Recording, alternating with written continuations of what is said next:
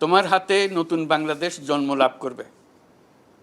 শিশু যেরকম জন্ম লাভ করে, তার একজন ধাত্রী লাগে, ধাত্রী ভালো হলে সুন্দর জন্ম লাভ হয়, কোনো অসুবিধা হয় না। এটা সুস্থ শিশু জন্ম লাভ করে, সবাই আনন্দ পায়, তার সুস্থ শিশু জন্ম লাভ করেছে, দীর্ঘজীবী হবে হিসেবে। আর ধাত্রী যদি গোলমাল করে, ওই চিরদিনের জন্য শিশুটা বেকল হয়ে গেল, মাও কষ্ট পেল, সেও কষ্ট পাবে, সারা জীবন কষ্ট পাবে। যেহেতু তোমাদেরকে ধাত্রীর ভূমিকায় আসছো, তোমরা আসছো ধাত্রীর ভূমিকায়, প্রস্তুতি নাও। যে শিশু জন্ম লাভ করবে, নতুন বাংলাদেশ শিশু যে জন্ম লাভ করবে, সেটা সতেজ সুস্থ বাচ্চা হবে, যেটা দীর্ঘদিন ধরে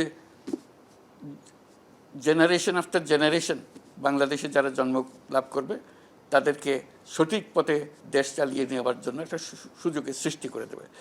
এই সুযোগ, এই ঐতিহাসিক সুযোগ তোমার হাতে।